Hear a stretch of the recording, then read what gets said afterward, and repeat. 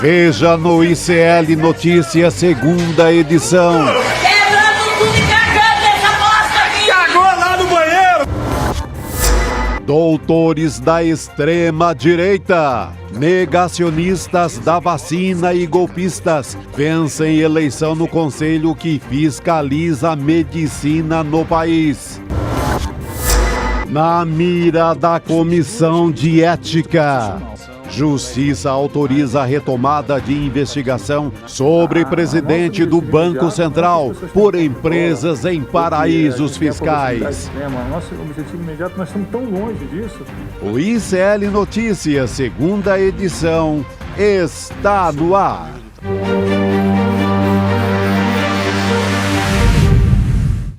Olá, boa noite, seja muito bem-vindo, seja muito bem-vinda. ICL Notícias, segunda edição, está no ar. Estamos ao vivaço nessa quinta-feira, nos canais do Instituto Conhecimento Liberta, Eduardo Moreira no YouTube, e também na Pop TV, para você que está no Rio Grande do Sul, em Sobradinho, também na capital. A gente tem aqui, né, quando a gente fala em Porto Alegre, 45.1 canal, aliás, em Sobradinho, 45.1, e em Porto Alegre, aí sim, 23.1. Boa noite para os meus queridos Chico Sá e Rodrigo Viana. Hoje estou aqui com a voz potente de novo e o meu xadrez. Voltou com tudo. Boa noite, Gabi. Boa noite, Rodrigo. Boa noite, comunidade no Brasil inteiro. Todo mundo sofrendo no estúdio, né? Hoje de manhã assistindo também a primeira edição, a Vivi ali também, William, tava todo mundo com a garganta ali. Esse ar-condicionado aqui é para matar o cearense, né? Mas tudo bem, vamos tá embora. Bom demais, eu adoro ar-condicionado. Duas grandes invenções na humanidade. A anestesia para ir ao dentista, ou para tudo. Isso é bom, isso é bom. E o ar-condicionado, meu Deus. E hoje também a gente está com o Brasil, hein? A Com o Brasil também está com a gente nessa quinta-feira. Boa. É dia de Com o Brasil. Mas, né, a nossa audiência eu mando. Vamos espalhar. Só dá ICL. Só dá ICL. Em breve a gente vai ter coisa boa, notícia boa. ICL na cabeça. Tem pesquisa aí. Amanhã o Edu vai contar, né? Para quem quiser saber, né? Amanhã o Edu novidade incrível no ICL1. Isso aí. ICL Notícias, primeira edição. A pesquisa mostrando o poder do ICL Notícias. Essa semana tá boa pra gente. Não só essa semana, né, gente? Tem coisa muito boa acontecendo aí também. Em meio às nossas notícias, vamos falar de coisa boa, vamos falar de Olimpíadas? Vamos. Fala de medalha, né, gente? Medalha deles. No Taekwondo. No Taekwondo a gente teve medalha de bronze. Rodrigo, falei no Chico. Nordeste, esse é o caso. Esse paraibano. É paraibano? Paraibano. Netinho, né? O Netinho é lá do bairro do Rangel, João Pessoa. Que emoção, né? Quando ele ganha. Mais um em cima dos espanhóis, hein? Foi, né? Mais um em cima dos espanhóis. Igual as brasileiras, né? No futebol feminino, é. Sensacional. Ganharam de Tem muita gente também. que se surpreende, mas vai ver o currículo do cara. Pan-americano, rodou o mundo inteiro, ganhou vários campeonatos. Mas a gente que é leigo, não acompanha, costuma acompanhar mais somente nossos times do coração, etc., esquece dessa gente valiosa aí, que nessa hora vem. Não, e a gente tinha uma certa tradição já no Taekwondo, com o Diogo, né, que chegou em quarto lugar na Olimpíada, ganhou medalha em Jogos Pan-Americanos, é um outro talento aí, e abriu uma porta para o Taekwondo no Brasil, né? Então agora medalha de bronze tem que ser conquistada e realmente com muita emoção. Tem que ser comemorada com muita emoção, uma conquista importantíssima, Gabi. Essa foi boa, a gente teve também mais uma boa, que foi vôlei de praia, né? Elas estão na final, a Duda e a Ana Patrícia, a Duda maior do mundo, né? Prata, então, já garantida, mas pode vir o ouro ainda, hein, galera? Quem sabe? Bateram as australianas. Amanhã, finalíssima. Então, é a única dupla do vôlei de praia que se manteve viva até o fim aí, né? Das duplas brasileiras, as outras eliminadas. Então, o Brasil tem chance de ouro no vôlei de praia. Contra o Canadá. É. Elas eliminaram, né, uma dupla suíça, foi isso? E a final que está marcada para amanhã, sexta-feira, dia 9. Vai ser no final da tarde, então amanhã a gente vai ter que ficar com um olho no peixe e outro no gato aqui. Amanhã vai ser. Um olho na notícia, na política e outro nas Olimpíadas também. Até domingo é isso aí. Mas ó, o engraçado, hoje eu estava almoçando num self-service, uma padaria e tal, e o pessoal comentando, né? O brasileiro agora virou especialista em vôlei de praia, em vôlei de quadra. O pessoal estava triste, né, com a eliminação no vôlei de quadra feminino. o Brasil caiu fora num jogaço contra os Estados Unidos. Aí o povo... Essa foi dolorida. Foi dolorido e eu vi o povo da... Erraram! Muito ataque pelas pontas, tem que atacar pelo meio. Eu falei, pô, esse cara entende tanto de vôlei assim, sabe? Que nem na ginástica, né? Nossa, pessoal, porque a Rebeca fez uma pirueta do não sei das quantas. O mesmo cara que até ontem à noite era só vai Corinthians, né? Só vai Corinthians. Hoje ele muda no geral. Eu não critico, eu acho até bom, viu, gente? Não, Quanto mais todo mundo se interessar por esporte, melhor, né? Que a gente saia desse monopólio do futebol no Brasil, né? Que a gente tem o hábito no Brasil, não é o hábito, é uma história da monocultura, né? É monocultura na economia, então produz café, depois produz cana, ou ao contrário, cana, depois café. Agora é soja. Agora é soja, monocultura da soja, monocultura do futebol. Aos poucos isso foi sendo superado, aos poucos. O futebol ainda é muito dominante, mas já tivemos basquete, vôlei, e é legal que a ginástica tenha se consolidado como um esporte importante. O judô é curioso, né? O judô, ele nunca explode absolutamente, mas ele também não cai, né? Tem uma tradição, assim, das famílias colocarem os meninos e as meninas para lutar o judô desde novinhos, né? Então o judô tem uma tradição, assim, se entranhou na sociedade de alguma maneira no Brasil, né? Segura a onda. Eu vou aproveitar o tema olímpico para fazer um jabá da minha coluna no site CL Notícias. É uma coluna que está tendo uma boa leitura e eu quero mais, a gente quer mais sempre. Chama-se Macharada, mire-se naquelas mulheres olímpicas. Boa. Eu faço porque me chamou muita atenção como as mulheres que estão ganhando medalhas pelo Brasil ressaltam o poder da terapia, da psicologia, de ter um tratamento mental permanente desde criança. E a macharada, principalmente da CBF, do futebol, diz, eu não sou louco, como o Neymar já chegou. Psicóloga é bobagem. O Endrick, um belo menino, joga muita bola, que está agora no Real Madrid. Não, meu psicólogo é Deus e minha família. Gente, cada um tem sua fé, viva, eu amo ter fé, é maravilhoso. Mas a questão científica da psicologia, da terapia, o acompanhamento, o zelo pela saúde mental é importantíssimo. Fundamental. Acho que as mulheres têm mais abertura para falar e para expor, falar, eu estou com uma dificuldade, né? Exato. Elas abrem caminhos, eu acho, inclusive para os homens também falarem sobre saúde mental. Exatamente, é o artigo do Chico, é meu incentivando essa coisa. Pô, vamos procurar ajuda, Chico, né? é interessante isso, né? Porque você puxou esse assunto, é um assunto que muito me interessa, que eu acompanho há algum tempo, e, por exemplo, o suicídio, né? Que é a maior preocupação. As mulheres, elas tentam mais, mas os homens conseguem mais. Porque fica naquele silêncio maluco, né? Não procura ajuda. Justamente porque eles não falam sobre isso. Então, eu acho que é uma pauta fundamental. Você teve a Rebeca Andrade, assim, falando... Ela até agora estuda psicologia. Foi tão importante para ela que ela vai ser uma futura psicóloga. A Bia do judô, a mesma coisa. A Fadinha do skate, sem a terapia não era nada. Então, é a cabeça, irmão. Vamos cuidar. É isso aí. Importante demais essa pauta, viu, Chico? Importante demais. Inclusive, ainda não li, vou correr para ler a coluna. Por favor, mais uma leitura. CLNoticias.com.br. Viva! A gente estava falando aqui de ginástica. Falando em ginástica, gente, tem uma estreia nessa Olimpíada agora, uma brasileira que, olha, Bárbara Domingos já chegou representando, garantiu vaga na final do individual da ginástica rítmica, na geral, né? Na final geral, individual geral. E a disputa vai acontecer amanhã. Então, para a gente ficar de olho. Boa sorte, é a Bárbara, né? Única representante do Brasil nessas classificatórias individuais aí. É um feito inédito para o Brasil. Então, nosso coração aí com a Babi Domingos. Por favor. Maravilhosa. Sorte para ela, vão ficar todos na torcida. E na mesma modalidade, um gesto feio, né? De uma técnica da Hungria.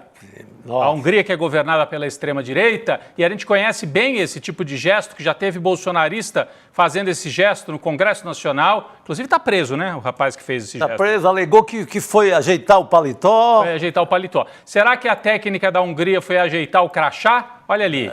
A gente não pode rodar a imagem, porque tem direitos, a transmissão, mas tem o quadro parado, aí a fotografia, quem está nos ouvindo, olha na tela o gesto que ela fez.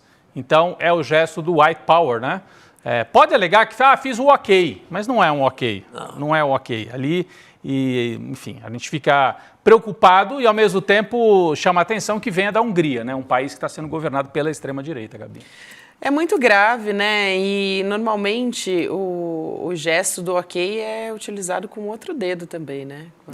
Não é assim que se faz. O Paulo Motorim, do Intercept Brasil, grande repórter, ele deu um flagrante também acho que o fiscal do vôlei, alguém fica ali na pista. Também fez? Ele foi eliminado, foi afastado do Comitê Olímpico, afastou, depois de uma reportagem do Intercept Brasil. Eles fazem esses gestos meio cifrados, assim, que já não são mais cifrados, como para dizer assim, nós estamos aqui. Né? Tem a gente supremacia nossa. branca, né? A supremacia branca está por aqui. Tem gente nossa espalhada pelo mundo. Contem conosco. É uma espécie de cumplicidade da direita, da extrema-direita. Eles se conversam, né, com o mundo inteiro nessa hora. Coincidentemente, nenhum deles também admite que fez. Todos eles negam. Todos fogem. Né? Mas a Ku Klux Klan nos Estados Unidos, sempre as pessoas, tanto que eles usam enfim, não mostram o rosto, né? Usam aquele gorro, né? Tem um outro nome, agora esqueci. Mas, enfim, cone esquisito lá, aquele né? cone. Eles não mostram o rosto, né? Porque eles sabem que é feio o que eles estão fazendo, para dizer o mínimo. Feio não, é criminoso, enfim, é de uma violência absurda. Então, não vão admitir. O COI ainda, inclusive, não se posicionou sobre isso. Não tem nenhuma decisão do Comitê Olímpico Internacional sobre o gesto, e a atleta que estava sendo treinada por ela, né, que é treinada por ela, nem se classificou na ginástica rítmica. Então, agora, o próprio COI já cancelou a credencial de um funcionário, né? A gente falou sobre isso, que fez esse mesmo gesto numa competição de skate. É muito importante isso, né? Quando a gente fala do posicionamento do COI, porque ele já está sendo muito questionado nessas Olimpíadas, pela isonomia do COI, já pelos países que participam, né? Tem país que pode, mesmo... Você está falando da Rússia e Israel, né? Rússia e Israel, exatamente. Rússia foi impedida de concorrer por causa da guerra contra a Ucrânia. E Israel, que promove um massacre horroroso contra os palestinos, está lá, deitando e rolando, né? Não foi proibida, não teve nenhuma sanção. Estados Unidos também nunca sofreu nenhuma sanção. O Juca Kfouri tocou nesse ponto numa bela coluna que ele fez, e como foi atacado foi acusado por parte da comunidade judaica aqui de São Paulo.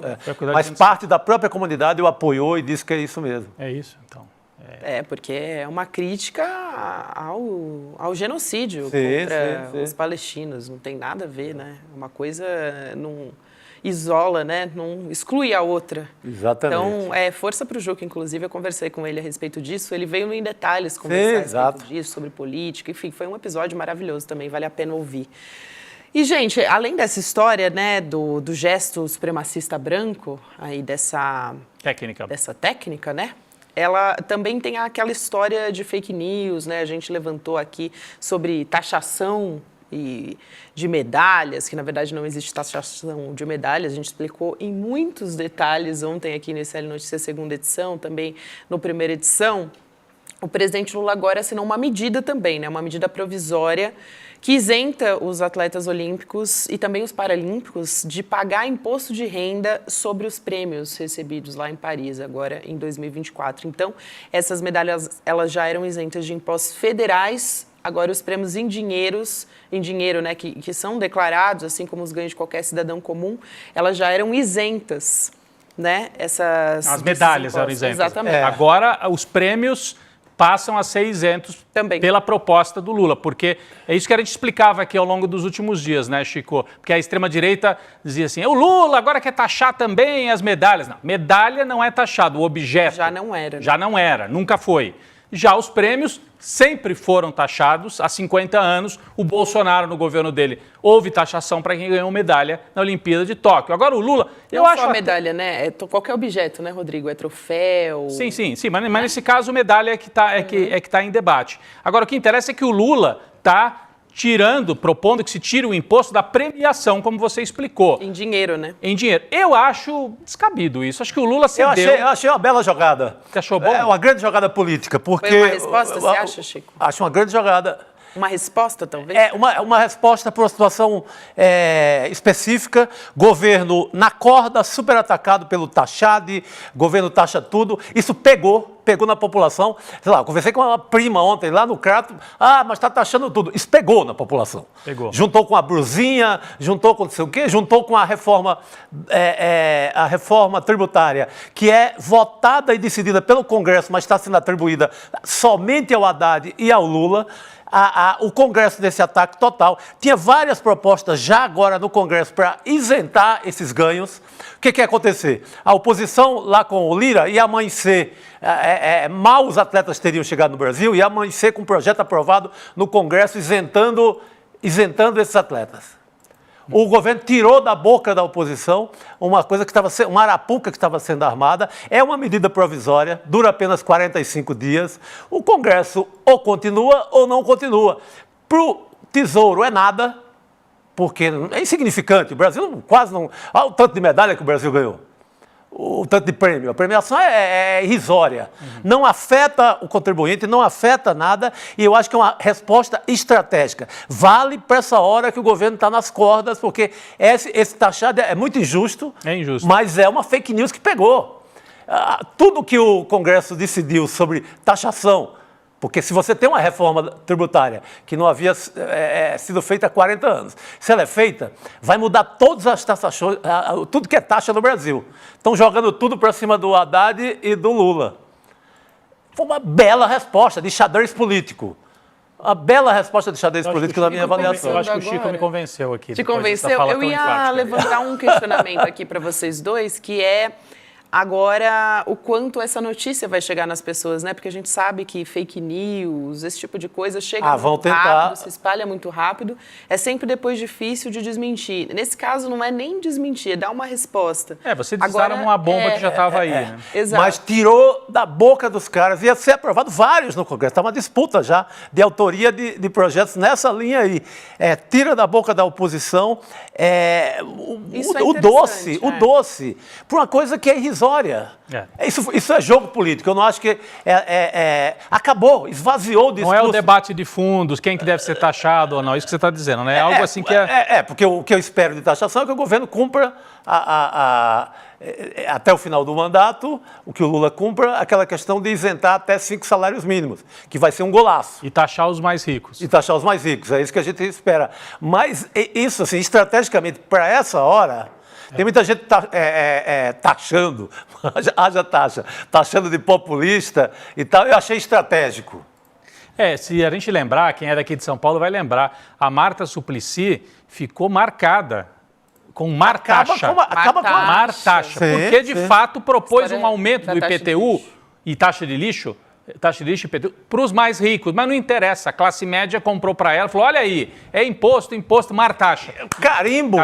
Lula tirou com essa medida simples, porque não compromete o Tesouro em nada. São quantas medalhas o Brasil tem? 20 e poucas medalhas? Não chega nem a 20. Converter isso na grana que cada um vai ganhar é nada. E tirou da boca dos caras. Esse taxado, se o governo não combate, isso pega, tem eleição municipal, vai ser um estrago medonho. Aliás, vamos falar de eleição municipal já, né, Gabi? Posso partir aqui para o nosso telão, Gabi? Vamos nessa, a gente tem muita coisa para tratar aqui também, relacionando também com o governo brasileiro, né, Rodrigo? Governo brasileiro, desgaste do governo brasileiro. Olha, o governo brasileiro também sofreu muitos ataques, uma tentativa de desgaste nesta questão da Venezuela, né? O posicionamento do Lula, que eu acho que foi um posicionamento até moderado, um posicionamento intermediário, não saiu condenando o Nicolás Maduro, mas também está cobrando as atas, a transparência e tal. Na prática, a posição brasileira ganhou mais força pelo mundo nos últimos 3, 4 dias. Os Estados Unidos voltaram atrás naquela história de reconhecer o candidato da oposição como presidente. A França, o Macron ligou para o Lula e falou, estamos com você nessa articulação com Colômbia e México. Então, externamente, o governo brasileiro mostrou que estava no caminho certo. Lula, Itamaraty, Celso Amorim e, ao lado do México, López Obrador, com um papel importantíssimo, o presidente mexicano, um veterano político, um estilo parecido com o do Lula, inclusive. o Gustavo Petro da Colômbia. Essa linha ganhou força e o Brasil mostrou que estava certo em não partir para o confronto total. Mas internamente, o Chico falou aqui do desgaste que tenta ser feito pela oposição nesse aspecto da taxação e tal. Internamente no Brasil, tem uma operação ainda de desgastar o Lula e o governo em relação ao tema da Venezuela. E não é à toa que estão sendo convocados convidados, na verdade, né, Gabi? Você ia falar alguma coisa sobre isso? Sim, porque o Rogério Jordão, aqui da nossa equipe, acabou de informar a gente que saiu uma nota conjunta entre Brasil, Colômbia e México. Acabou de sair. Acabou de sair? Rodrigo. Acho que vale aí para essa análise que você vai fazer. Olha só, eles pedem novamente uma apresentação das atas. Então, o que eles dizem? Vou ler um trechinho aqui. Que eles consideram fundamental a apresentação pelo CNE, o Conselho Nacional Eleitoral da Venezuela, dos resultados das eleições presidenciais de 28 de julho de 2024, né, desagregados por mesa de votação, a apresentação dessas atas e tudo mais. Então, mais uma vez, a gente tem um posicionamento, agora uma nota conjunta Brasil, Colômbia... Segundo comunicado México, conjunto, perdão. né? Está até aqui no título do gov.br, é o segundo comunicado conjunto desse núcleo que vai se formando Brasil, México e Colômbia. Mas eu dizia, Gabi, mas muito bem, é importante trazer a notícia, saiu agora, a prioridade é a notícia. Internamente aqui no Brasil, a oposição tenta provocar um desgaste, estão sendo convocados, ou convidados, melhor dizendo, para o Congresso Nacional, para explicar a posição brasileira na Venezuela, Mauro Vieira, ministro das Relações Exteriores, e Celso Amorim. Então, atenção, a gente tem aqui também notícias sobre isso, saiu hoje à tarde. Então, estão sendo convidados, melhor dizendo, para o Congresso Nacional, Mauro Vieira e Celso Amorim. Está aqui na sequência do nosso material que a gente tinha separado aqui para essa abertura, né? É uma tentativa, claro, de provocar algum desgaste. É uma tentativa de expor, cobrar o Celso Amorim. Que história é essa? Você é amigo do Maduro? Porque o Maduro disse, né, lá na Venezuela, Celso Amorim, conversei com ele, meu amigo. Então tá aqui, ó, Senado, manchete do Globo. Senado aprova os convites para Celso Amorim e Mauro Vieira explicarem a posição do Brasil sobre a eleição na Venezuela. Olha quem é que apresentou os requerimentos. Ciro Nogueira, do PP do Piauí, e Tereza Cristina, do PP do Mato Grosso do Sul, dois dos líderes da direita. Eles aqui foram bolsonaristas, foram ministros do Bolsonaro, né? E estão aí fazendo uma operação de desgaste para o Brasil. Então é um tema que ainda gera algum tipo de desgaste. Para a oposição é sempre melhor falar de taxação do que falar da economia real que está melhorando. Ou falar de Brasil, comunismo, está apoiando ditadura comunista, do que falar claramente que o Brasil está apoiando assim, uma posição intermediária, está apoiando negociação. Para a oposição, se ficar nessa gritaria, é sempre melhor. É sempre melhor. Inclusive, visando a eleição municipal. É uma operação de desgaste, visando a eleição municipal que está aqui nas portas, né? Mesmo que na vida real, o que a gente observa é que nesse terceiro mandato há uma mudança importantíssima para ser observada na política externa do Brasil. Lembram? Nos primeiros governos do Lula e da Dilma, mesmo com toda a moderação do Lula, externamente, o governo estava muito alinhado com aquele eixo Hugo Chávez na Venezuela, Kirchner na Argentina, Mujica no Uruguai e outros, o Rafael Correa no Equador, Evo Morales na Bolívia. Era um núcleo de esquerda mais combativo, eu diria mais radical, para o bem e para o mal, né? Mais à esquerda. Agora, Lula, Brasil, Celso Amorim, política externa brasileira, estão numa posição mais intermediária. Se afastam, de certa maneira, do Nicolás Maduro. Tanto que há uma parte da esquerda brasileira que está dizendo, não, a gente não quer nada, esse processo está errado lá na Venezuela. E uma outra que diz, é uma traição não apoiar o Nicolás Maduro, porque o Lula está realmente procurando chegar numa posição intermediária. É uma mudança. E, na prática, significa o quê? Esse bloco que se consolida, que a Gabi acabou de mostrar aqui. Colômbia, México e Brasil operando juntos. Sai aquela articulação Venezuela, chavismo, Brasil, peronismo na Argentina, e entram governos de centro-esquerda, Brasil, Colômbia e México. É um outro momento, uma outra articulação. E esse afastamento em relação aos parceiros tradicionais numa esquerda que talvez possa ser chamada de revolucionária, ou já foi revolucionária no passado, olha, se mostrou também na forma de uma espécie de rompimento de relações com a Nicarágua. A Nicarágua, um país que tem importância para o Brasil. A Nicarágua, historicamente, tem sim, houve a Revolução Sandinista na Nicarágua, o PT era super próximo aos sandinistas, ao Daniel Ortega, que é o presidente que fez a revolução contra a ditadura do Somoza lá na Nicarágua. O PT era próximo, o Ortega ficou no poder alguns anos, depois saiu, e quando voltou na segunda vez, está se mantendo no poder de uma maneira que muita gente considera confusa, para dizer o mínimo, perseguindo religiosos da Igreja Católica. Até o Papa Francisco pediu ajuda do Lula, porque o Ortega mandou prender um bispo católico lá na Nicarágua. O Lula ligou para o Daniel Ortega, revolucionário sandinista, o Ortega não quis nem atender o telefone. O que aconteceu esta semana? O diplomata, o embaixador brasileiro em Manágua, não foi a um evento oficial do governo nicaragüense para comemorar a Revolução Sandinista.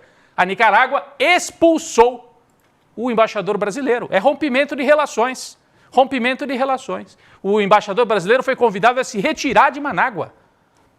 É algo grave. E o Brasil, a gente tem manchetes aqui também já sobre isso, está estudando fazer o mesmo, mandar embora o embaixador nicaragüense. Está aqui, ó, Itamaraty. Já mandou, né? Já mandou. Acho que já está em trâmite. Já. Itamaraty confirma a expulsão do embaixador do Brasil na Nicarágua e o governo Lula decide expulsar a embaixadora em resposta. Né?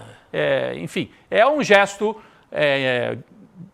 ríspido por parte da Nicarágua, primeiro e depois do Brasil, e que mostra também que o Lula procura se diferenciar dos governos mais à esquerda aqui na América Latina. É algo para a gente observar, para a gente realmente ficar de olho. Agora, a direita aqui no Brasil vai seguir falando o Lula comunista, o Lula isso, o Lula aquilo, é amigo da Venezuela. O Lula mantém uma capacidade de interlocução, sim, com o Nicolás Maduro, e isso é bom para nós, porque no caso da Venezuela é parceiro, está aqui, é estratégico, tem petróleo, tem fronteira com o Brasil, e o melhor que o Brasil pode fazer é não provocar nenhum movimento brusco com a Venezuela. Agora, esse tema vai para a campanha eleitoral, já está. O Chico mostrava, a Gabi também outro dia aqui, no debate lá em Porto Alegre, por exemplo, a Maria do Rosário foi o tempo todo, só queriam perguntar sobre isso para ela. Ela falou, vamos falar de Porto Alegre? Não, eu quero falar da Venezuela, dizia o candidato. Não, o prefeito, o Melo, prefeito de Porto Alegre ainda vivendo toda aquela desgraça que veio com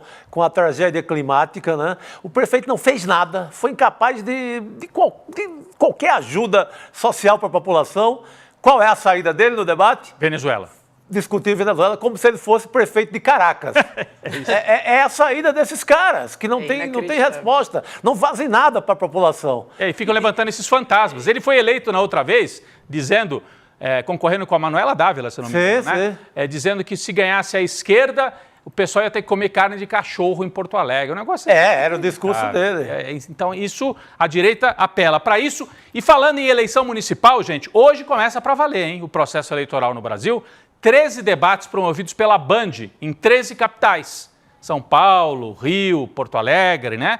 E aqui em São Paulo, por exemplo, são 5 que vão para o debate. O Boulos, né, com o PSOL PT. O Ricardo Nunes, que é o atual prefeito do Centrão e apoiado pelo Bolsonaro. O Datena, franco atirador aí. O Pablo Marçal, coach de extrema-direita. E a Tabata Amaral pelo PSB do Alckmin. 5 candidatos. O Pablo Marçal, outro dia, prometeu que nesse debate de hoje ele vai dizer quem são os candidatos a prefeito que usam cocaína. Ele está gerando factoides para ver se atrai atenção para ele, né? Mas hoje ele vai para o debate com uma acusação também muito grave, né? É isso que nós temos aqui na sequência. Então, de um lado ele diz, não, tem 2 candidatos que cheiram cocaína. Só que ele, acho que deu azar, que ele quis trazer o debate para a questão policial, enfim, das drogas, e olha o que apareceu. Está até aqui no icrnoticias.com.br. Um dirigente do partido dele, o PRTB, foi pego numa gravação dizendo assim, eu sou amigo do PCC, querendo intimidar um outro dirigente partidário, dizendo, não mexa comigo não, meu filho, eu sou amigo do PCC. Então o presidente do PRTB, do Pablo Marçal, afirma ter ligação com o PCC em áudio que foi trazido em reportagem da Folha de São Paulo. Chama-se Leonardo Avalanche, o nome desse presidente do PRTB. Ele nega. Ele nega que seja a voz dele, diz que não se lembra, que pode não ser a voz dele, manipularam o áudio. Foi mal, estava doidão. Foi mal, estava doidão ao dizer que tem ligação com o PCC. Mas, gente, só para a gente concluir, então, eleição municipal. Hoje saíram várias pesquisas em capitais do Sudeste e no Sul. Vamos trazer rapidinho aqui. Pesquisas Atlas, em São Paulo. Vamos trazer o resultado. Mostra o Guilherme Boulos em primeiro, é essa linha vermelha aqui. O Guilherme Boulos tem 33%. O Ricardo Nunes, atual prefeito, 25%.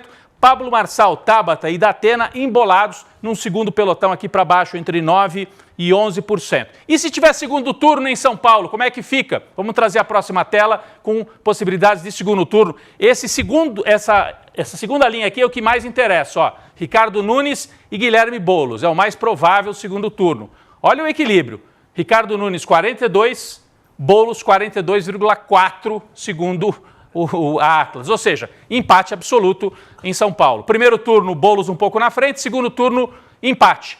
Hoje também saiu pesquisa da Datafolha, rapidinho, traz números um pouco diferentes. No Datafolha tem empate já no primeiro turno entre Ricardo Nunes e Boulos, mas mostra também um equilíbrio entre os dois. Então São Paulo está desse jeito, Rio de Janeiro, como esperado, a Atlas trouxe pesquisa, ampla margem para o Eduardo Paes, atual prefeito do PSD, do Kassab, com apoio do Lula, 45,8%. Olha, ele está numa linha até crescente na pesquisa Atlas. E o Alexandre Ramagem com 32,3%. O Tarcísio Mota, 12,9%. O Tarcísio, que é do PSOL. Eduardo Paes, francamente favorito lá no Rio. Pode até liquidar no primeiro turno. Fizeram até simulação do segundo turno, Chico. Você quer falar?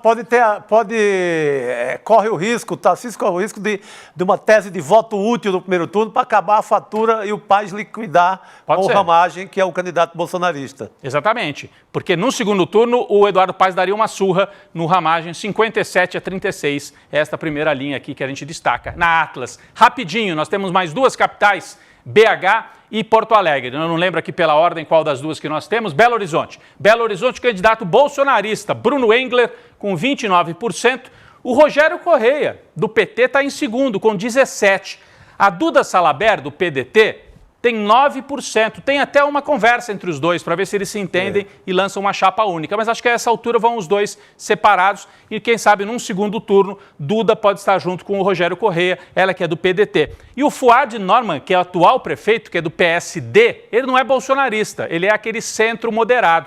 Pode se fechar também uma frente, Rogério Correia, Fuad, Duda Salabert. Mas a direita está forte lá em Belo Horizonte. Vamos adiante? A última cidade que nós temos aqui... Aqui é o segundo turno em Belo Horizonte, com vantagem para o Bruno Engler, bolsonarista em todas as simulações, e em Porto Alegre, para a gente finalizar esta passada. Olha que interessante o cenário em Porto Alegre. O Chico acabou de falar aqui do Sebastião Melo, que falou que se ganhasse a esquerda o pessoal ia comer carne de cachorro e acabou sendo essa tragédia na administração das cheias lá em Porto Alegre. A Maria do Rosário, com 34%, ligeiramente à frente do Sebastião Melo, com 31%. Né? A Juliana Brizola, do PDT, com apoio do governador Leite, está no segundo pelotão aqui, ao lado de Felipe Camozato, em Porto Alegre. Maria do Rosário e Sebastião Melo provavelmente farão um segundo turno. E como é que ficaria o segundo turno, segundo a Atlas? Vamos ver? Tem a simulação de segundo turno aqui, olha. Sebastião Melo, 46%. Maria do Rosário, 45%. Tem até uma curva que mostra que a Maria do Rosário está encurtando essa diferença no segundo turno. Olha aqui, ó. Né? Um mês atrás estava mais aberta a diferença. Agora, ó, segundo turno, se ficarem só os dois, 46, 44,5. Tá empatado, Chico. Esse é o que está maior, esse Sebastião Melo é o que está no maior lucro do mundo, porque esse cara, ele fez toda a destruição antes da enchente, ele não aplicou verba, ele não cuidou da cidade, ele ajudou a tirar o muro lá do Guaíba, ele não fez absolutamente nada e ele tem esse voto todo. Eu acho que com o debate, intensificando esse debate da tragédia que é esse prefeito... Teria que bater nessa tecla, né? Bater o tempo inteiro. E também começa a ter feito os benefícios do governo federal. Eu acho que essa eleição a Maria do Rosário pode ter vantagem. Lembrando, Gabi, que é uma eleição que pode ser mais nacionalizada, né? Tanto em Porto Alegre quanto em São Paulo, capital, o Lula ganhou em 2022. Então, o apoio do Lula vale mais do que o apoio do Bolsonaro. Sim. Eu estou falando das capitais, não dos estados. No estado de São Paulo, no estado do Rio Grande do Sul, o Bolsonaro ganhou. Mas o Lula ganhou nas capitais, Porto Alegre e São Paulo. Então, o apoio do Lula pode puxar a Maria do Rosário e pode puxar o Boulos, tanto no primeiro quanto no segundo turno. Esta eleição municipal que está começando, a gente vai acompanhar aqui no ICL com muita atenção também. Em todas as capitais, sempre que tiver pesquisa, o pessoal, cadê as pesquisas do Nordeste? Bom, é que a gente trouxe aqui as pesquisas de hoje da Atlas. Eu quero ver também pesquisa do Pernambuco, pesquisa... Fortaleza vai ter uma Fortaleza. eleição muito apertada, muito difícil também. Recife é mais assim... O Recife, o João Campos praticamente já liquidou a fatura, né? Sim, com certeza. Já passou por cima Ele com... tá que nem o Eduardo Paes, tá bem tranquilinho, né? Dessas eleições. Mas Fortaleza vai ser apertada. Apertado. Fala, Gabi. Eu queria te mandar ir pra Cuba, né, Eu Rodrigo? sabia que ia Ô, chegar esse garoto. momento. Vamos para Cuba. Vamos pra Cuba? Vamos, com o Eduardo é que foi, né? Mas a gente vai junto. Olha lá, vamos lembrar então. Vai para Cuba, Eduardo. É Isso aí. o documentário que no dia 13 de agosto você assiste aqui online, né? Ao vivo, terça-feira, 8 horas da noite. É a estreia do documentário. O Eduardo foi para lá, vai mostrar o cotidiano em Cuba e conversou com gente. E como presidente cubano, Miguel Díaz-Canel, a filha do Che Guevara, a Leida Guevara, e o Frei Beto, brasileiro que conhece como pouca gente a realidade cubana, era amigo do Fidel Castro, vai para Cuba regularmente. Então, com direção da Juliana Baroni, dia 13 de agosto, para você assistir. É de graça e online, mas você se inscreve, icln2.com.br e assiste no dia 13 de agosto aqui o documentário feito pela equipe do ICL. Gabi? Muito bom. No dia 13 a gente vai ter também em detalhes especialíssimos sobre Cuba, né? Trazendo aqui, entrevistei um historiador a respeito disso. A gente vai ter no rolê também, tudo temático, assim. Temático de 13 O de agosto. Vitinho na rua, Que né? maravilha. Nosso querido Vitinho Ferreto foi para a rua entrevistar as pessoas para entender o que elas achavam, qual era a opinião, que não Qual a era. impressão que elas Teve têm de gente que Cuba, mudou né? de ideia na hora da conversa, né? Que começou ali a receber informação, não conhecia, tal. Então, Quando você começa a saber do boicote antigo e permanente contra tem muita Cuba, gente que não o sabe. sufoco econômico que os Estados Unidos impôs, né, ao país, ao povo cubano, você vai, opa, não é bem assim, vamos pensar direito, e é isso que o documentário tenta mostrar para vocês. Bom demais, então já fica aqui a propaganda. Vai ter vários eventos, vai ter, assim, não só eventos, mas também muito conteúdo especial aqui ao longo da nossa programação no dia 13, coisa boa. Muito bom. Lembrando que para assistir tem que fazer a inscrição no icln2.com.br para ver o documentário Vai para Cuba, Eduardo. Daqui a pouco, ao longo do programa, a gente vai trazer mais novidades sobre Tem isso. mais novidades aí, daqui Tem, a pouquinho. mas não vou contar ainda. Vamos falar mais sobre política nacional, um assunto que ontem caiu aqui no meio do programa para a gente, agora a gente conseguiu digerir um pouco melhor, né? Aquela decisão de ontem do Tribunal de Contas da União sobre o presente para o presidente Lula em 2005, né? Um relógio que faz parte, tem muita gente analisando dessa forma, que tudo isso faz parte de uma operação de anistia para o Bolsonaro. A gente até falou bastante sobre isso já aqui. Um dia depois do TCU tomar essa decisão, né, que diz respeito a priori, primeiro, né, sobre o presidente Lula, porque ele ganhou esse relógio e aí ele não precisaria devolver esse relógio de luxo que ele recebeu em 2005, foi um presente da França. Agora, o diretor-geral da PF, o Andrei Passos Rodrigues, ele disse que esse julgamento ele não vai interferir naquela história do Bolsonaro, né, nas investigações em torno das joias sauditas, porque ele deu essa declaração da coluna da Malu Gaspar, do Globo. Ele disse o seguinte, vou abrir aspas aqui. O TCU apenas reconheceu que não cabe àquela Corte de Contas decidir sobre incorporação de presentes recebidos por presidentes da República, enquanto não houver lei específica, remanescendo, portanto, a competência do sistema de justiça criminal. Não há, sim, interferência no posicionamento que a Polícia Federal já adotou em sede de investigação. Ele também diz o seguinte, ele conclui dizendo que essa análise da existência de crime independe do posicionamento do Tribunal de Contas, cabendo ao sistema de justiça criminal a apreciação das condutas e suas circunstâncias para então concluir pela ocorrência ou não de crime, fecha aspas. Aqui a gente está trazendo o posicionamento, claro, técnico do Andrei Passos Rodrigues, mas basicamente ele está dizendo, olha só, o Bolsonaro não vai conseguir sair dessa com tanta facilidade só com essa decisão do TCU, né, Chico? E o que é mais grave para o Bolsonaro é que esses objetos todos de ouro, diamante, etc., colares, relógios e tudo mais, foram vendidos, foram negociados. Obteve-se um lucro em dinheiro com esses produtos, que deveriam estar lá na presidência da República, como está o relógio do Lula, por exemplo. Então, o entendimento da PF é que segue o jogo. Pois é, o Bolsonaro ele foi indiciado pela Polícia Federal, né, por peculato, associação criminosa e lavagem de dinheiro nesse inquérito das joias sauditas, e ele foi acusado de se apropriar indevidamente desses presentes que foram dados por autoridades. Vamos chamar o Guilherme Amado para conversar com a gente sobre essa história? Explicar, né? Desenvolver até melhor. Também, exatamente. Também o nosso chat aqui está tentando entender melhor essa história. Acho que é importante mesmo a explicação, Gabi. Boa noite, Amado. Seja bem-vindo, querido. Boa noite, Gabi. Boa noite, Rodrigo. Boa noite, Chico. Boa noite a toda a nossa audiência. Não tem como a gente achar que essa decisão do TCU não foi boa para o Bolsonaro. Foi. Né? Não tem a defesa jeito. Dele diz isso, né, Gui? A defesa dele diz isso e foi um recuo do TCU tremendo. Assim, eu considero que o TCU se contradisse muito com essa decisão de ontem, porque o tempo inteiro a postura do TCU vinha sendo de dizer que o Bolsonaro, tal qual todos os servidores, tinham que se submeter à resolução que dizia que não podia ficar com presente caro, né? E ontem voltou atrás, mudou completamente a postura. Inclusive, no caso do Bolsonaro, vamos lembrar que tinha havido uma determinação no ano passado que o Bolsonaro devolvesse e colocasse os bens sob guarda da Caixa Econômica. Vocês lembram disso? Sim. Ora, por que o TCU fez isso no ano passado se agora o TCU decide que não, que todo presidente tem direito de ficar com os bens que ganharam?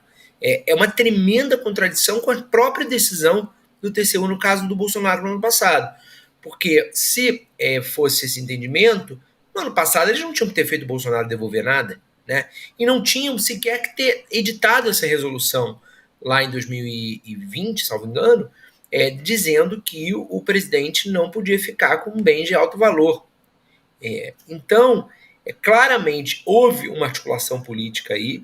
O relator é o Jorge Oliveira, que, lembremos, foi ministro do Bolsonaro, foi nomeado pelo Bolsonaro, e conseguiu fazer o seu voto ser aprovado em plenário, e agora esse é o entendimento do TCU, que deu um triplo carpado para conseguir dar essa vitória ao Bolsonaro. Porque não foi uma vitória do Lula, foi uma vitória do Bolsonaro, né? O Lula tinha resolução o defendendo. A resolução dizia que até então o presidente poderia ficar, a partir dali o presidente tinha que cumprir o que estava na resolução. Não, eu ia falar que tem uma história de que o Lula teria ficado bravo, enfurecido com a decisão do TCU. Isso saiu na coluna da Mônica Bergamo, na Folha de São Paulo, né? Lula teria dito a interlocutores que se sente usado pelo TCU, já que a decisão, como diz o Guilherme Amado, sem dúvida. Ontem, Guilherme, a gente estava aqui, foi durante o programa, recebeu a informação e estava tentando entender o que tinha acontecido. Então, a leitura jurídica tem 1000 formas de analisar isso. Não tem tanto peso assim juridicamente e tal. Agora, politicamente é o que o Guilherme Amado está dizendo.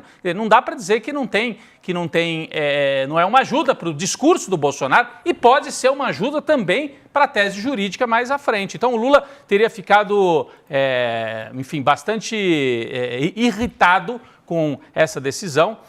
O Lula teria até considerado devolver o relógio no passado. E a gente não sabe por que não devolveu, né? Podia ter devolvido. É de 2005.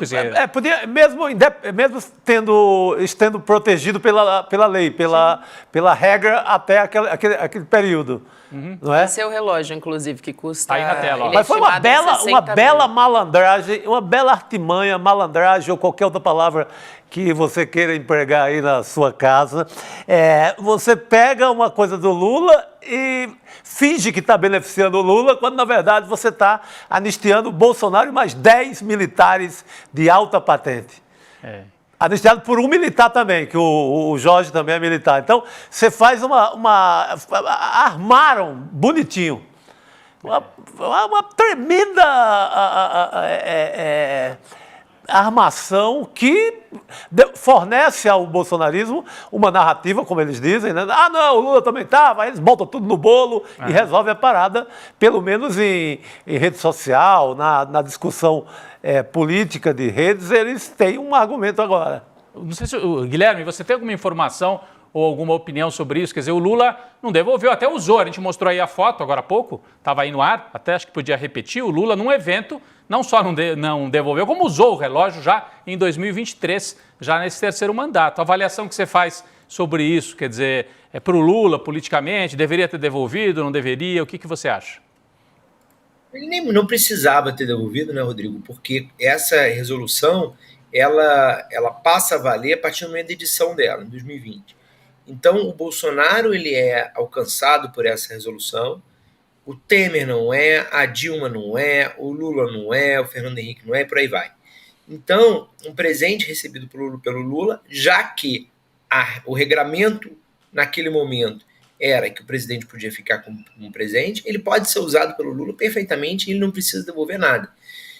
A partir do momento que é editada uma resolução do TCU, o presidente tem que se submeter a ela, né? Então, o presidente, servidor público que não pode ficar com presente de alto valor.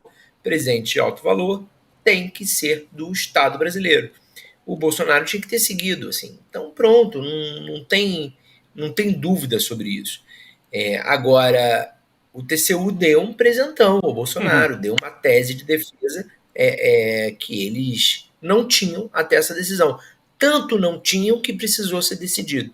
Porque o que os advogados vinham dizendo até então era que, ignorando a resolução, dizendo o que o TCU decidiu ontem. E aí precisaram que o TCU decidisse, ignorando a existência dessa resolução, para agora dizer, olha, tá aqui, tá vendo? Temos aqui a prova, o TCU decidiu assim e tal. Enfim, não tem menor cabimento que o TCU fez e eu não vejo outra razão para isso que não beneficiar o Bolsonaro. É isso, Gui. Eu queria trazer um outro assunto ainda aqui, que é também muito importante, que é aquelas emendas PIX, né? Porque ontem, para o Congresso, foi um revés, né? Essa história. Para o Arthur Lira, né? O presidente da Câmara, ele foi conversar hoje, inclusive, com o Paulo Gonet, o Procurador-Geral da República, porque a PGR pediu ontem, essa notícia a gente trouxe aqui, pediu para o STF reconhecer a inconstitucionalidade, ou seja, que não é constitucional essa modalidade de emenda, né? Então, essas emendas PIX, elas foram criadas lá em 2019, foi na gestão Bolsonaro, e permite um repasse, né, assim, de uma forma muito fácil. Os parlamentares, eles podem enviar sem fiscalização diretamente para os cofres da prefeitura, né, das prefeituras, na verdade, e também dos governos estaduais. Gui, eu queria saber como é que foi essa história do Arthur Lira, né? Como é que ele está se articulando em relação a isso, porque a gente sabe que ele responde muito rapidamente quando se sente desafiado de alguma forma, né? Quando o poder dele é desafiado. Pois é, Gabi, mas uma coisa é ele fazer isso em outro momento, e não há 5 meses do fim do mandato dele, né? Em que ele precisará articular forças para fazer o sucessor. Esse episódio das emendas PIX coloca o Arthur Lira numa posição horrível. Porque se ele acatar sem brigar a decisão uma eventual decisão do STF, né, ou decisão definitiva do STF, ele aparece, ele soa como covarde para os seus eleitores, de quem ele precisa para eleger o Elmar Nascimento ou o sucessor que for. Se ele enfrenta o STF, briga publicamente, que é uma coisa que ele não está fazendo ainda, e ele cria um ambiente de tensão, defendendo a casa, ele se enfraquece politicamente com um poder que, na maioria do tempo, na maior parte do tempo, ele teve uma boa relação, e há 5 meses de sair da presidência. Não é uma coisa fácil para o Lira, não. Mas ele tem que tentar fazer essa articulação de bastidor, não tem outra saída, e tem que tentar impedir que as emendas PIX acabem. As emendas PIX são hoje um principal instrumento para ele conseguir manter o poder dele, para o Rodrigo Pacheco conseguir manter o poder dele, e para eles conseguirem arrancar do governo mais dinheiro e, com isso, conseguir garantir as suas bases de apoio, que é o que lhes dá poder, né? Exatamente. O Gui, em relação a isso também, né, sobre essa questão do poder e tudo mais, a gente vem acompanhando também, é claro que tem esse fator de quem vai assumir agora a presidência da Câmara. Mas tem essa queda de braço já antiga entre o Congresso, o STF, agora envolvendo também a PGR. Pode se intensificar ainda mais isso também, né? Ainda que não seja pelo caminho do Arthur Lira, para quem vem depois, aí vai se manter, pelo menos dar esse termômetro de que a continuidade está muito longe disso também ser equilibrado. Exato. E da parte do Lira, tem essa necessidade do esforço. Agora, ele vai ter, por parte do STF, um adversário bom de briga, porque o Flávio Dino não quer comprar uma briga com o Flávio Dino, não. E eu acho que essa é uma das razões que faz com que o Lira não esteja tensionando publicamente, né? Ele não está falando com o ministro que tem medo de briga pública, não. Se for para criar uma tensão Lira e Dino, se for para criar uma tensão publicamente com o Lira, o Dino não vai se furtar. E ele já deu diversas demonstrações que ele é contra as emendas PIX. Esse talvez seja, gente, o primeiro caso de peso que cai na mão do Flávio Dino, e vai ser um pouco, para azar do Lira, vai ser um pouco um termômetro da força do Dino no tribunal. Quer dizer, se o Dino vai conseguir fazer maioria e sair vencedor do plenário. Esse é um julgamento muito importante para o Dino, e que eu não acho que ele vai querer sair perdedor, não. Eu acho que ele vai construir argumentos bons aí, vai trabalhar, provavelmente em bastidores também, para convencer algum eventual colega que esteja pensando em votar contra. Não acho que ele vai jogar toalha, não. Chico. Gui, o Dino já tem ao seu lado o Procurador-Geral da República. O Dino foi muito esperto, no melhor sentido do termo, para colocar duas exceções nessa medida dele. Ele coloca fora desses recursos calamidades e obras públicas.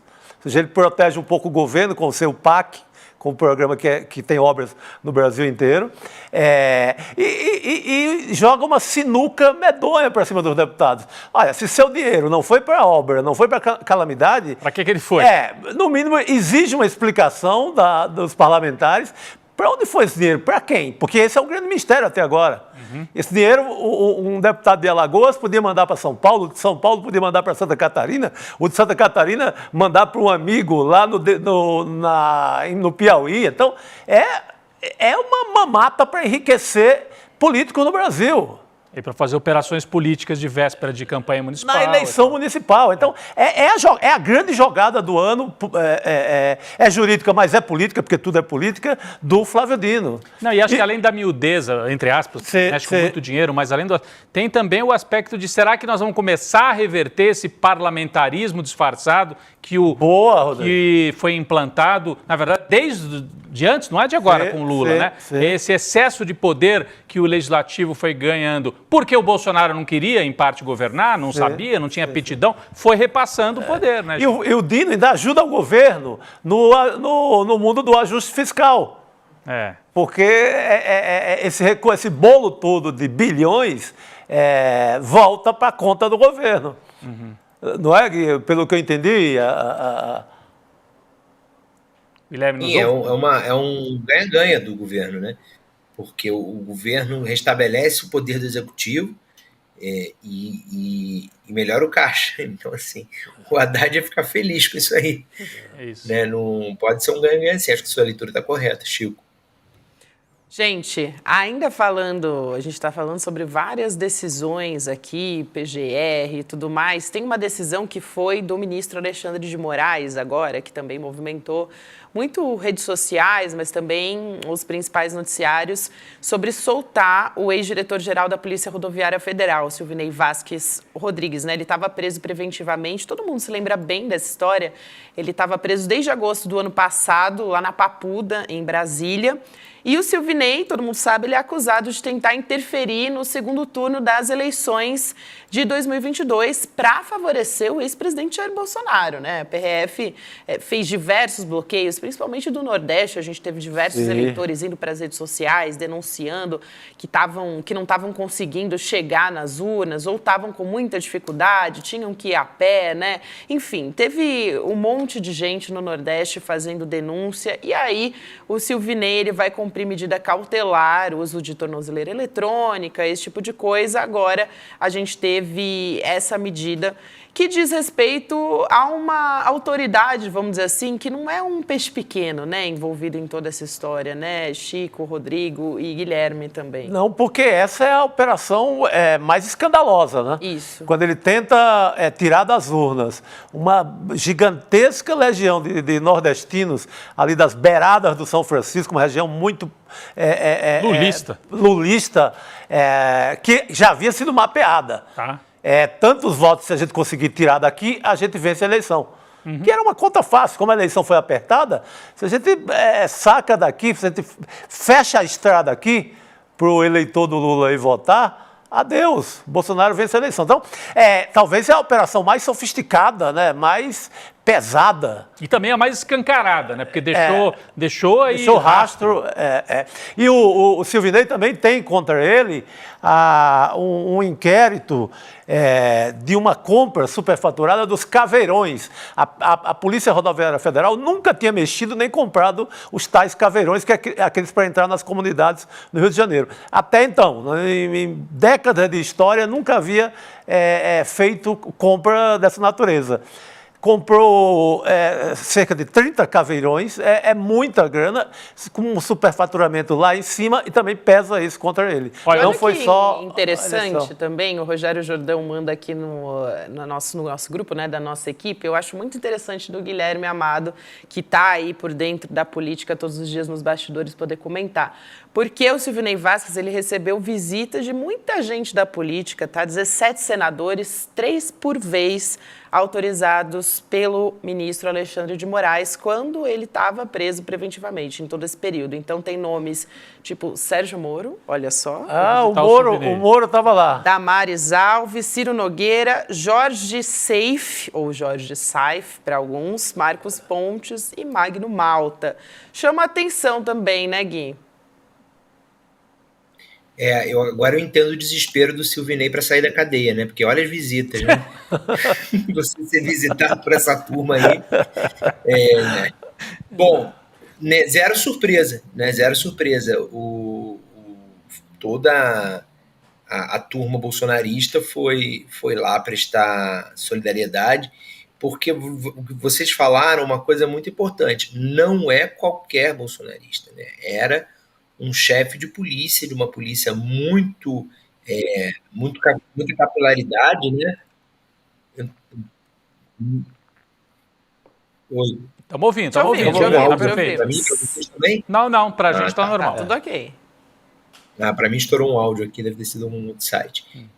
Uma figura de muito poder no governo Bolsonaro, né? Tanto tinha poder que a ele foi confiada essa missão dessa operação desespero no segundo turno, né? E, enfim, esses senadores todos foram importantes para essa soltura porque fizeram pressão pública e de bastidores no STF pela soltura do Silvinei. Eu queria trazer uma informação aqui que o Lula comunicou na reunião de ministros que vai devolver o relógio. Opa! Ele vai devolver o relógio de 2005 que ele ganhou, o Cartier, vai devolver ao TCU. Ele falou isso para os ministros hoje na reunião que aconteceu agora à tarde. Então é importante aqui, até para a gente colocar na nossa tarja aí, informação que o Guilherme Amado traz agora para a gente. O Lula avisou os ministros que vai devolver o relógio que foi objeto dessa decisão do TCU. Só para voltar ao Silvinei, depois você queria comentar do relógio. Não, o Silvinei, é que eu me lembro, gente, é tão revoltante o que eles fizeram naquele segundo turno. Naquele dia eu estava, assim, olha, botando fogo pelas ventas com o que a gente assistia desde manhã. Absurdo. E o Alexandre de Moraes chamou o Silvinei aquele dia. O Alexandre de Moraes era o presidente do TSE e falou... Pare imediatamente com esses bloqueios. Eles demoraram 3, 4... Eles foram parar, sabe que hora? 3 da tarde, 4 da tarde, quando não adiantava mais nada. Ele se fez de morto. E daí tá preso. É que nem a gente mostrou ontem, né? Aquela pichação, perdeu o Mané. A moça que pichou perdeu o Mané e deixou pichado para a história com a cara dela na frente. Perdeu Mané, tá presa e condenada. O Silvinei Marques tá preso, agora solto, porque o Alexandre de Moraes relaxou a prisão, mas pagou também um preço, está 1 ano, né? Cumprindo, tirando cadeia, e contrasta um pouco, né, Gabi? A gente até ia falar isso, quer dizer, os peixes pequenos estão lá presos, né? A dona Fátima lá de Tubarão e outros desses. O Silvinei, que fez uma operação também golpista, revoltante, absurda, e chegou a fazer ele bobo o presidente do TSE, tá aí. Agora relaxaram a prisão dele, Chico. Ele ficou enganando ali o Alexandre de Moraes durante o dia. Ele queria jogar a confusão para depois das 5 da tarde, quando fechariam as urnas. E depois, se desse certo a operação, ele não teria sido punido. Exato. Ele ganharia cargos ainda maiores, né? Exatamente. Agora, só rapidinho sobre a questão do relógio, acho que o Lula trucou de novo. Acho que o Lula trucou nas medalhas. No imposto.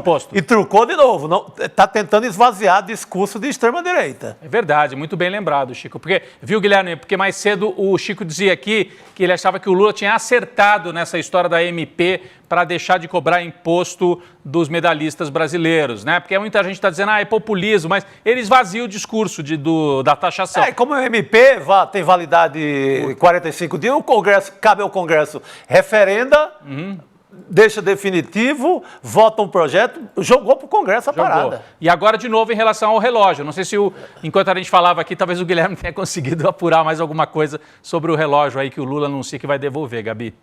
Guilherme. Eu só tenho essa informação de que ele anunciou aos ministros que vai devolver. Eu acho que tem que analisar o efeito disso, né? Porque eu acho que quando ele fala que vai devolver, ele de certa maneira, ele não está indo no ponto central que eu acho que deveria ser sobre o Bolsonaro. Porque qual é o ponto porque era errado o Bolsonaro ficar com as joias? Porque existia a resolução. A resolução alcançava o Bolsonaro, não alcançava o Lula. Né? Mas eu entendo que o raciocínio do Lula não está sendo jurídico aí, está sendo político. Ele quer deixar claro para a população que a partir do momento que houve uma decisão ali da qual ele discorda, que ele acha que o presidente não tem que ficar com o relógio, ele pegou lá e devolveu. Agora, vamos ver o efeito disso, porque certamente esse relógio não deve ter sido o único presente com o qual o Lula ficou corretamente, porque ele não estaria fazendo nada de errado com isso. Então, ele talvez crie um problema para ele de começar a ter uma pressão de que ele devolva outros presentes também, né? Se eles existirem. Isso. Muito bem, Guilherme Amado. Obrigada por hoje, querida. A gente se vê em breve por aqui. Obrigado. Beijo, até mais. Valeu pela apuração, inclusive, em tempo pessoal. real aqui. Muito bom. Sempre Isso é um repórter. de olho em tudo. É isso. Obrigado. Valeu. Bom programa para vocês, pessoal. Valeu. Boa noite. Valeu.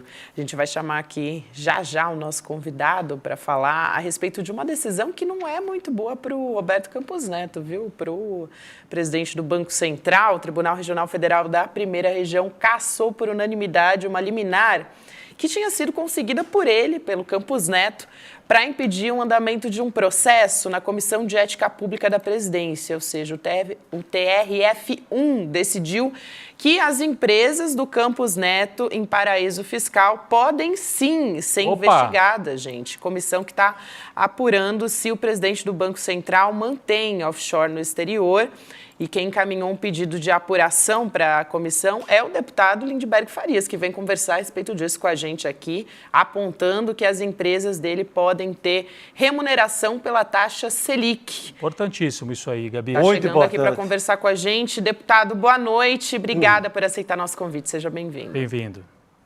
Boa noite, Gabriela. É sempre um prazer. Boa noite, Chico Sá. Boa noite, Rodrigo. Boa noite. Boa noite, meu caro. Prazer é Não, todo o nosso. Lindbergh não deixou esse assunto morrer, ele estava lá em cima. Pô, porque esses patriotas, né, deputado, adoram mandar dinheiro para fora do Brasil, né? Que amor é esse ao país? É isso. Não, e olha, ele estava usando, ele tinha conseguido uma liminar com o juiz de primeira instância, discutindo o seguinte: olha, o Banco Central é autônomo. Como assim? Não pode ter investigação? Não existe mais um regramento ético? Foi isso que a AGU argumentou e ganhou no TRF por 3-0.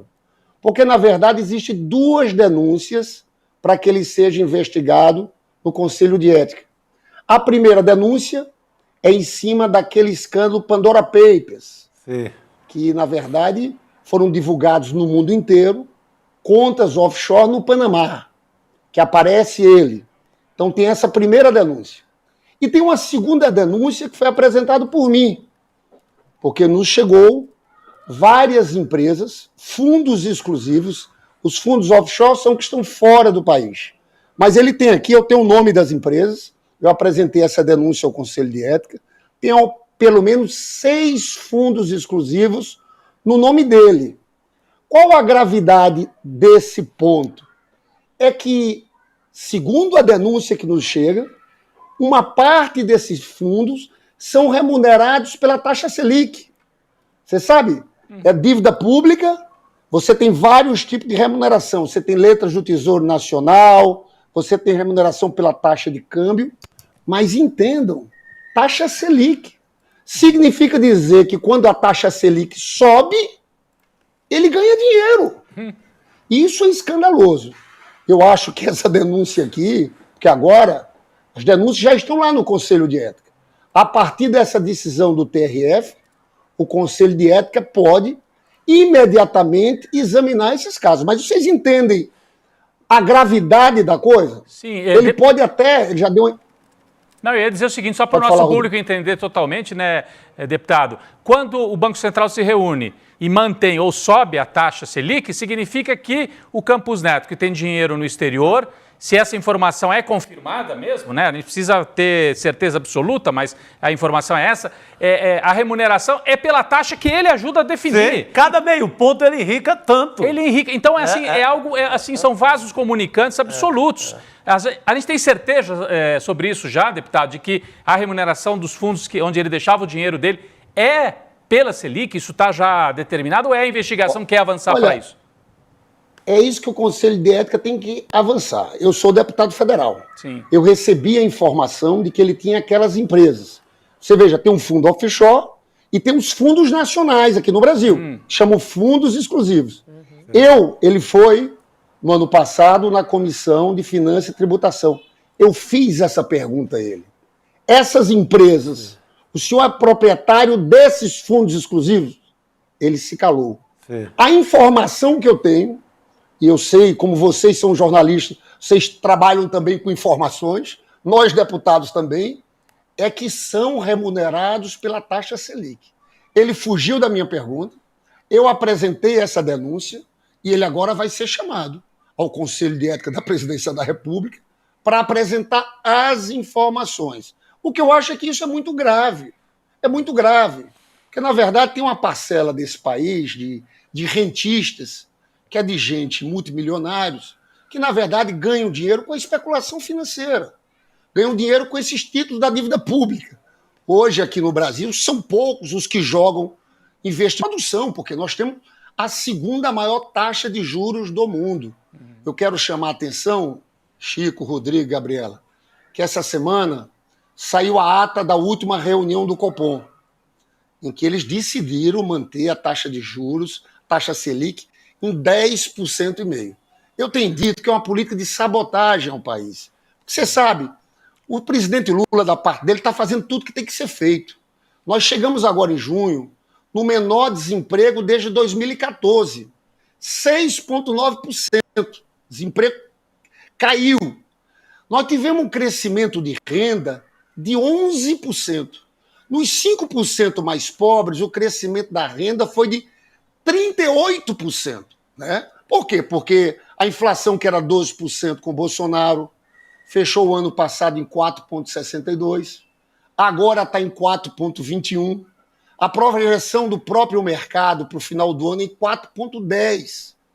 Então você vê, você cai a inflação, teve a política de valorização do salário mínimo, ou seja, o salário mínimo subiu acima da inflação, 6% acima da inflação no governo do Lula. Se cai a inflação, aumenta o salário, sobra mais dinheiro no bolso. Bolsa Família turbinado. A gente já tem isenção de imposto de renda agora até 2 salários mínimos. Lula prometeu chegar a R$5.000. Teve o desenrola que resolveu a coisa de dívida. O único problema que a gente está tendo é essa política de sabotagem, Chico. A ata da reunião do Copom tinha uma ameaça clara. Eu sou impressionado com a arrogância desse Roberto Campos Neto, falando que pode subir a taxa de juros. Agora, veja bem, vai subir em que contexto? No contexto que na semana passada as bolsas caíram porque começaram a olhar que pode ter uma recessão nos Estados Unidos. Então, qual é o fantasma da inflação aqui no Brasil? A inflação tem caído. Eu não consigo entender. Então, é uma trava, na verdade, é uma política de sabotagem, porque a gente só não está crescendo 4% na economia, 3,5% por causa dessa política conduzida pelo Campos Neto. Achei ótima essa decisão do TRF, porque vai ser um aperto nele, viu? Vai ser um aperto, vai nessa arrogância, nessa postura arrogante dele. Deputado, eu queria rapidamente te ouvir sobre uma posição do presidente Lula, que a gente acabou de saber, a apuração do Guilherme Amado, né, repórter aqui do Metrópolis, nosso colunista também, de que o presidente Lula deve devolver um relógio, né, um relógio que ele ganhou em 2005, já faz bastante tempo, né, e o Tribunal de Contas da União decidiu ontem que o presidente Lula não precisaria devolver esse relógio, que é avaliado aí, em média, em R$60 mil, um relógio que ele ganhou da marca Cartier. E a norma foi só estabelecida em 2016, né?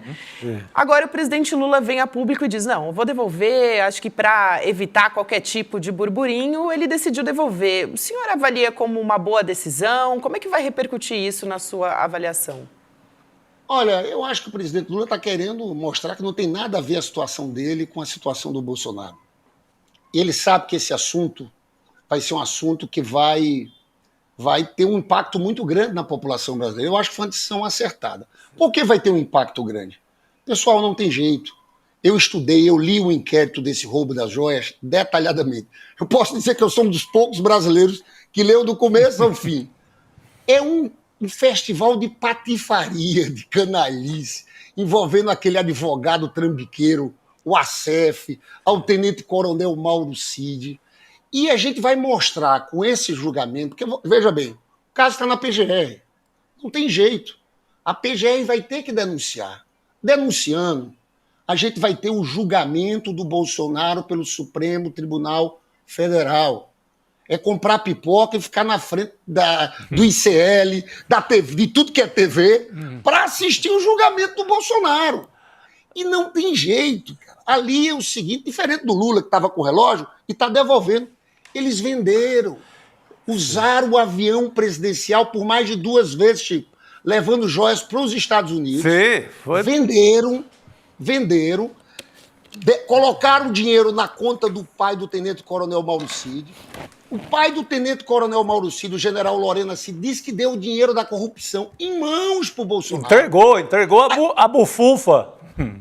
Entregou a bufufa em dinheiro vivo lá fora, quando ele tinha fugido. Sim. Mais grave. Olha, tem uma mensagem, está tudo comprovado. Olha, o WhatsApp do Bolsonaro, saiu uma matéria do Estadão dizendo que tinha um outro pacote de joias. Descobriram um outro pacote de joias. Aí sai também dizendo que o TCU vai exigir a devolução das joias. Aí tem o Bolsonaro enviando para o Acef.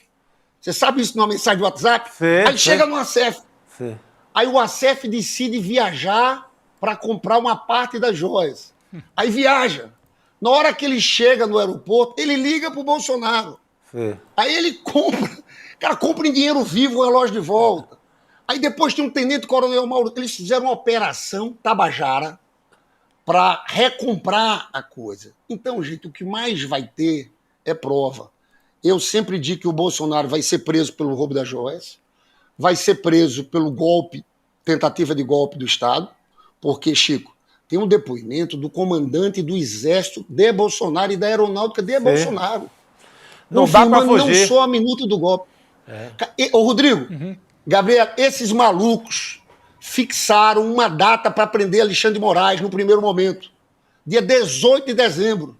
Já tinha um coronel que estava designado para prender. Né? Era antes da diplomação do Lula. Eu não sei se Alexandre de Moraes soube antes, que ele antecipou a diplomação para o dia 12 de dezembro, quando eles fizeram aquele quebra-quebra. E digo outra coisa, tem um outro inquérito muito grave, que é da rachadinha do Palácio do Planalto. O tenente-coronel Mauro Cid tem uma matéria no Metrópole, feita por um jornalista chamado Rodrigo alguma coisa, não sei, um outro, não sei qual o sobrenome, em que ele relata, ele pegou as trocas de WhatsApp. Tem cenas, Rodrigo, que é o seguinte, que é o tenente-coronel Mauro Cid falando com a assessora, a principal assessora da Michele Bolsonaro. E a assessora da Michele Bolsonaro diz, não, a Michele Bolsonaro diz que isso não é rachadinha porque ela tem comprovante que pagou. Aí o tenente-coronel Mauro Cid disse, mas o problema não é o que pagou, é o dinheiro que está entrando para pagar. É claro. Então, sabe uma coisa? Eu não quero me alugar, mas quero dizer para vocês o seguinte, essa família é a família do Trambique. Acompanha comigo. Rachadinha no gabinete de todo mundo. Ninguém esquece que no gabinete do Bolsonaro, a filha do Queiroz, que era personal trainer do Rio, nunca tinha viajado a Brasília, foi lá, como se trabalhasse em Brasília. Tem dinheiro na conta da Michele Bolsonaro. Tem 51 imóveis da família pagos com dinheiro vivo. Sim, é muita. Quando converso com as pessoas, ninguém hoje compra uma geladeira com dinheiro vivo. É claro. É dinheiro de corrupção. Essa coisa das joias, eu acho que nós temos uma tarefa, e vocês, eu quero primeiro cumprimentar vocês pela vitória no dia de hoje. Eu recebi aqui, cara, o ICL está à frente de todo mundo, isso aqui é um espaço incrível, mas eu acho que a gente tem que ser pedagógico, eu falo para o nosso pessoal, tem que ser pedagógico para mostrar que essa turma tem autoridade para falar sobre questões morais, porque é uma quadrilha de trambiqueiros. É isso mesmo. Gabi. Obrigada, deputado Libério Farias, conversando com a gente. A gente vai continuar acompanhando essa história, né, envolvendo o Roberto Campos Neto no Banco Central e essas offshores que estão sendo apuradas. Também. Toda essa história que foi, né, catapultada aí pelo deputado. Obrigada por hoje, sempre um prazer conversar com você. Até uma próxima. Obrigado. Boa noite, um abraço. Amanhã a gente falar conta com vocês. essa história aí que o deputado pincelou, né? É que o Edu Moreira já gravou nas redes sobre o ICL. O Edu já gravou, tá circulando pelas redes do ICL. Do Furou ICL. Ele traz em detalhes amanhã. Agora, gente, tá rolando. Lembra que a gente comentou aqui que ia trazer mais uma novidade sobre o nosso documentário Vai Pra Cuba, Eduardo? Tá rolando a pré-estreia. E sabe quem já tá lá, muito elegante, pronto pra conversar com a gente? Foi pra Cuba antes da gente. Foi pra Cuba. Já está em Cuba, William De Luca. Fala de Havana, William De Luca. E olha a elegância, meu Deus do céu. Que elegante. Para competir com você é difícil, né, Chico Sá? Boa noite, Gabi, Rodrigo, Chico. Estamos ao vivo aqui em um cinema de São Paulo. R$2, um cinema misterioso, vocês não saberão qual é. Onde a gente vai ter a pré-estreia do filme Vai Pra Cuba, Eduardo. Mandaram tanto o Eduardo pra Cuba que o Eduardo Moreira foi pra Cuba. E a gente vai ter hoje a pré-estreia dessa superprodução. A gente ouviu pouca gente importante, viu, Rodrigo? A gente ouviu a filha do Che Guevara, Leida Guevara, a gente ouviu o presidente de Cuba, Miguel Díaz-Canel, o Frei Beto foi junto com a gente para Cuba, para a gente contar um pouco dessa história de um país que é muito desconhecido no Brasil, né? Muita gente conhece Cuba com base em boatos, informações que passam por filtros ideológicos. Então, o que o Eduardo Moreira fez? Foi até Cuba e conseguiu conversar com as pessoas, com os cubanos, para traçar para a gente um histórico desse país, que é muito desconhecido dos brasileiros, que é envolto de muitos mistérios. e que tem participação de pessoas importantíssimas. A gente está aqui nessa pré-estreia com muita gente, está lotada a pré-estreia. Tô ouvindo aqui, viu? Acho que hoje aqui de tanta gente. Oi? Não, eu tô dizendo que a gente tá ouvindo o burburinho aí no fundo. O pessoal já tá chegando para a sessão. Eu, Queremos Chico fofoca. e a Gabi, daqui a pouquinho, vamos correr aí para o cinema onde você já está, para acompanhar e assistir também o filme, né? Muita gente já na sala? Muita gente. Eu trouxe para vocês aqui uma pessoa para conversar com a gente rapidinho, que é uma pessoa que está no filme e vai falar sobre ele sem dar spoiler. Isso é uma missão importante. Pode entrar aqui, vocês conhecem o nosso Lindener Pareto, nosso curador acadêmico aí do ICL, historiador. Lindener, você esteve em Cuba e faz parte do filme. Fala pra gente rapidinho um pouquinho sobre essa superprodução que estreia hoje na pré-estreia e que tem tudo para ser a primeira de muitas do ICL. Exatamente, eu estou aqui até emocionadinho, como eu costumo dizer. Eu fui para Cuba em 2013 e vivemos para ver um ex-banqueiro sendo xingado pela extrema-direita, indo para Cuba e desmistificando uma série de preconceitos sobre a história de uma ilha que é a síntese, no fim das contas, da resistência contra o imperialismo mundial. Então, assim, sem spoiler, mas dando spoiler, imaginem um ex-banqueiro do mercado financeiro que vai para Cuba e mergulha na história que é a síntese das lutas anti-imperialistas do mundo. Esse é o spoiler, é lindo. E uma alegria fazer parte desse time ICL, de ter podido narrar um pouco da história de Cuba no documentário, ver o Frei Beto brilhando, aquela figura impressionante. Então é isso, só tenho a agradecer, uma alegria ver você aqui, falar com o nosso grande público. Vamos para Cuba tudo junto com o Eduardo, com a Ju Baroni, que dirigiu o documentário. E é isso. Gabi, se você nos perdoa, eu e o Lindener aqui já estamos prontos para a sessão com a nossa pipoquinha. Isso? Então eu e o Lindener vamos comer a nossa pipoquinha. sim. Vocês ficam aí com inveja enquanto a gente espera você, Chico Sá, Rodrigo, nossa equipe toda do ICL aqui no cinema para assistir a pré-estreia de Vai Pra Cuba, Eduardo. A gente se vê daqui a pouco. Gabi. Eu acho imperdoável. Agora, eu quero saber de vocês, eu quero saber as fofocas. Soltou uma fofoca. Parem de comer, por favor. Vocês parem de fazer Isso aqui é televisão, os caras estão esculhambando a nossa transmissão. O Che Guevara comendo pipoca. A gente não pode dar muito spoiler. O Lindener já falou um pouquinho sobre o filme. A gente vai ter, obviamente, a estreia hoje. E só para você que está assistindo o ICL Notícias, a segunda edição, se você não está aqui assistindo a pré-estreia, você pode ver a estreia. A estreia acontece no dia 13 deste mês, próxima terça-feira. E você se inscreve para poder receber o link para assistir a estreia no link icl.com.br/Cuba. Depois disso, pessoal, não vai ter replay liberado para todo mundo, viu? Vai ficar disponível na área de membros do Instituto Conhecimento Liberta. Mas para você ter a oportunidade de ver o filme em primeira mão, você vai entrar em icl.com.br/Cuba para assistir o filme na terça-feira, dia 13, a partir das 8 horas da noite. Imperdível, coloque na sua agenda. Você vai ter tempo até lá de comprar pipoquinha de micro-ondas, já estourar, pegar um refrigerantezinho para poder assistir essa estreia como a gente vai assistir hoje aqui no Cinema de São Paulo. Não, Gabi, que é Chico, isso, eu quero essa pipoca aí, William Deluca. Eu ia perguntar... Vou guardar uma pra você, Porque eu Gabi. perguntei das fofocas de bastidores, né? Porque eu ia falar, mas quem que tá aí, né? Mas eu já vi, né? Eu ia perguntar quais são as personalidades que estão na pré-estreia, mas já vi que está o professor Lindener Pareto, né? E William Deluca também, uma grande personalidade, que está chiquérrima também. Tem mais uma pessoa aqui, ó. Tem mais uma pessoa maravilhosa, Quem? uma amiga minha. Pode entrar aqui, pode entrar. Ih, tá com Nossa, vergonha de filósofa aparecer? Márcia Tiburi, tudo bem? Olha só! Márcia está ao vivo agora no ICL Notícias, segunda edição. É importante, né? Um filme falando sobre um país que é muito desconhecido dos brasileiros, né? Que a gente conhece de ouvir falar na maioria das vezes. As pessoas não conhecem e adoram mandar a galera da democracia para Cuba. E a gente, de vez em quando, vai. E quem não foi, não sabe o que perdeu. É muito bom estar em Cuba. Mas é uma pena também que é um país tão injustiçado, né? E tão maltratado, e esse embargo eterno, e o preconceito. Enfim, eu gosto muito, né? Além do rum, da música, e gosto também de certas ideias. Não de todas, mas de algumas. O direito à educação, o acesso absoluto à educação para todas as pessoas, o acesso absoluto à saúde. Então, isso eu acho muito bom naquele país. Teve um jornalista de um desses programas com nome em inglês que falou que só 3 coisas funcionam em Cuba, né? Saúde, educação e segurança. Tá bom pra gente olhar, pelo menos, pra pensar nisso, né? Então, é um país também que não tem esse estilo de vida capitalista como o nosso. Então, digamos assim, eles são mais modernos, né? No sentido estético dessa palavra, porque a nossa estética, essa estética do shopping center, da Disneylândia, a gente pode julgar como sendo um pouco cafona, né? E aí essa gente que mora em Cuba, como eles têm que inventar a sua estética a partir de outros paradigmas, eles ficam assim muito estilosos, né? É uma gente muito interessante, eu acho, sabe?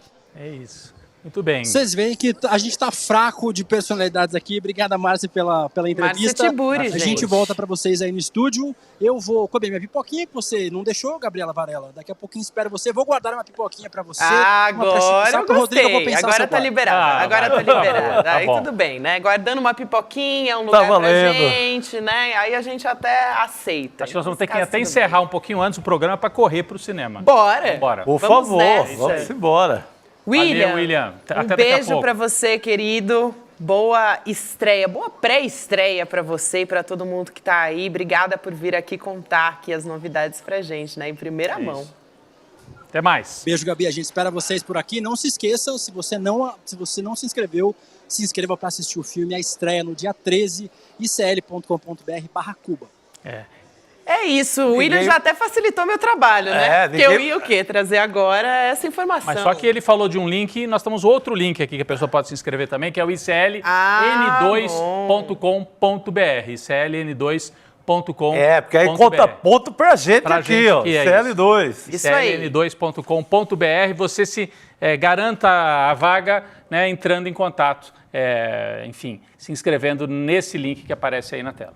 Porque aí você garante o seu ingresso, né? Um ingresso que é online, que é gratuito, é super fácil se inscrever, é só acessar icln2.com.br, mas aí você vai ter, aí você recebe um link, aí sim, o link da nossa sessão de documentário, que vai ser a estreia oficial no dia 13 de agosto, terça-feira que vem, portanto, 8 horas da noite, nosso primeiríssimo documentário internacional do ICL vai para Cuba, Eduardo.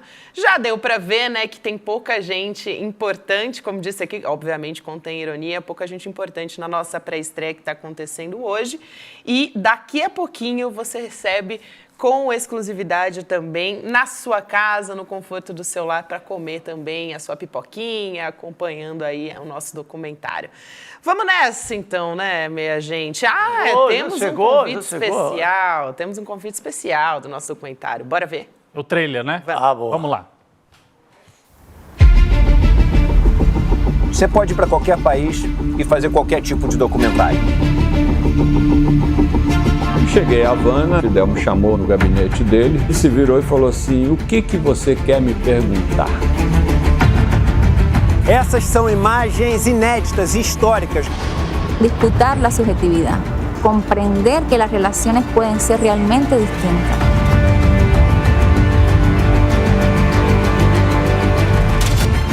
Siempre se habla de los que se van de Cuba, pero no se habla de la mayoría, que son los que se quedan viviendo en Cuba. Pues nosotros tenemos una cultura de la resistencia y de la emancipación, pero hemos generado una cultura de la solidaridad. ¡Patria o muerte! El verdadero revolucionario tiene que tener una gran capacidad para amar, porque si no tienes esa capacidad para amar, tú no puedes entregar tu vida a una causa. Un 30% de las medidas que Estados Unidos impone a Cuba se le impone a cualquier país latinoamericano y no hay gobierno que aguante.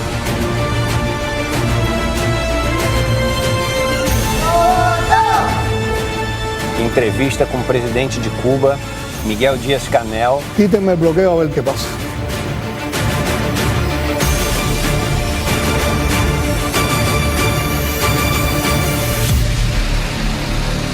Bom demais, minha gente. Então vai ser no dia 13 de agosto.